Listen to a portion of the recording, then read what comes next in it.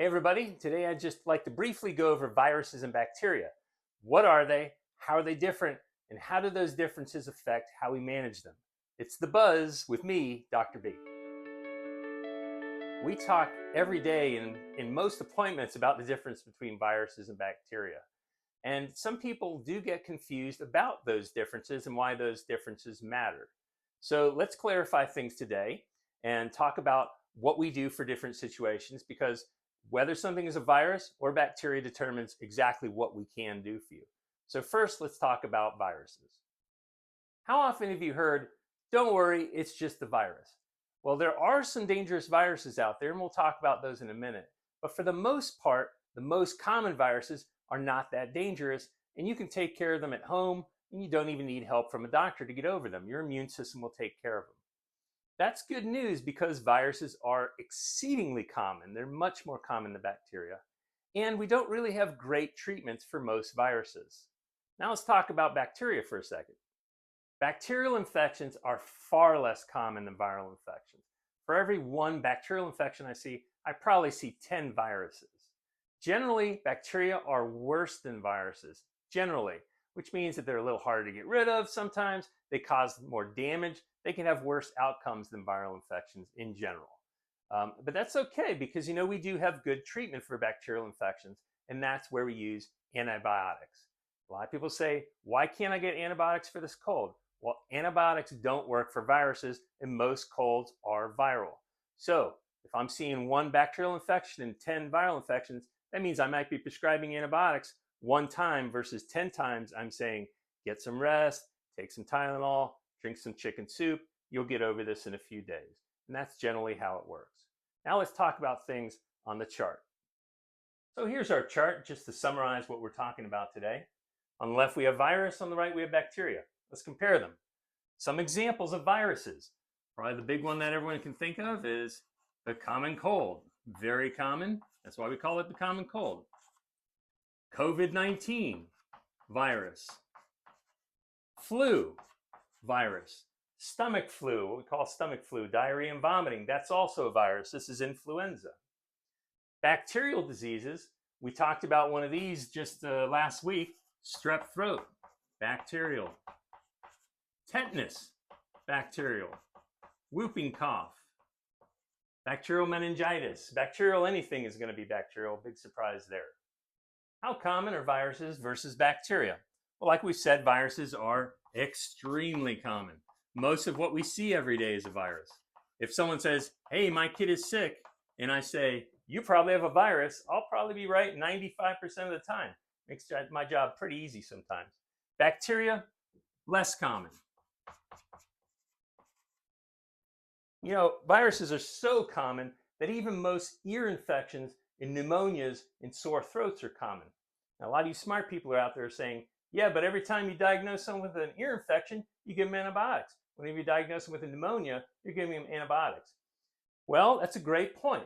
The problem is we can't tell sometimes if something is caused by bacteria or caused by viruses. Sometimes we'll see an ear infection and say, this doesn't look too bad, child's not too sick, it's a little thin. You might hear us say something like a thin effusion or something like that, in which case we might say, this is a viral infection, let's give some Motrin or Tylenol, let's see how things go for a few days. But that is a great point.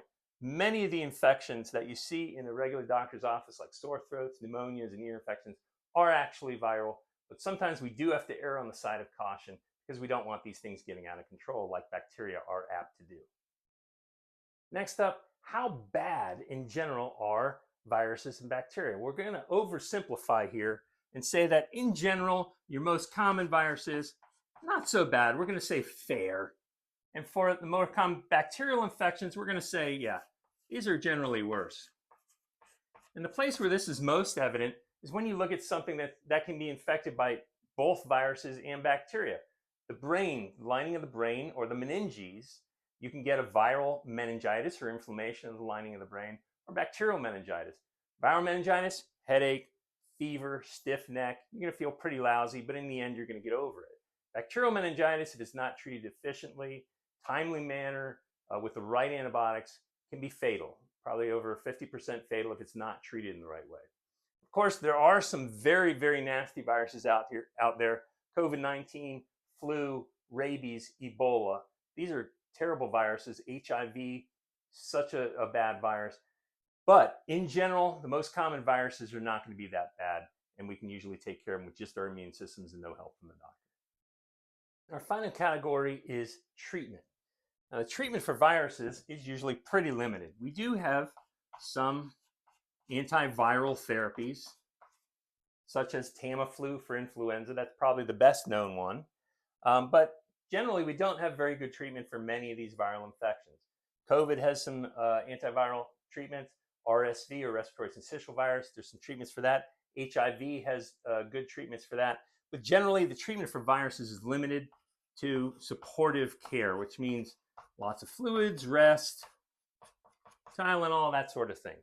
Bacteria, we have a class of drugs, which we talked about, called antibiotics. So why don't we have good treatment for viruses? Well, the truth is, viruses are very, very small. If you could compare viruses and bacteria, virus being about this size, bacteria might be 30 to 50 times as big, and it's much more complex. Now you might think, well, virus is so small, how come we can't just wipe it out?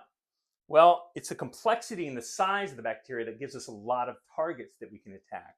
And so while we only have a few viral treatments, antibiotics, we have hundreds upon hundreds of different types of antibiotics, all of which I will go over right now. No, that's not true. We're not going to do that. Actually, we're going to keep it very simple and end here, because my big point is I want you to know that most of the time, if you have an infection, you come into the office, it's probably going to be a virus. If it's bacteria, we can use antibiotics. Antibiotics do not work on viruses. Those are the big points to take home today. So now that you know a little bit about the difference between viruses and bacteria, you know I'm not just being mean by saying, no, I'm not going to give you antibiotics today. I want you to go home, have some chicken soup, rest, and you should get over this in a few days. And it's because they work for some things and they don't work for other things. We're always making these decisions thinking about the child's best interests and also the best interests of the community for overuse of antibiotics and that sort of thing. Now, it's starting to get warm outside, so I think what we're going to talk about next time is allergies and over-the-counter allergy drugs, because it's kind of windy and warm and dusty outside, and you can see that yellow haze starting to come down here in Georgia. So I think what we'll do is we'll talk about what's available over the counter and how you can manage allergies at home. So please remember to follow and subscribe and comment wherever you see our podcast here on YouTube or Spotify or any of the other podcast sites. We're on pretty much all of them, so that we can continue bringing you these little lectures and hopefully keep helping you keep your kids healthy and happy. Y'all know me, I'm Dr. B, and this has been The Buzz, Parenting in Pediatrics with Dr. B. We'll see you next time.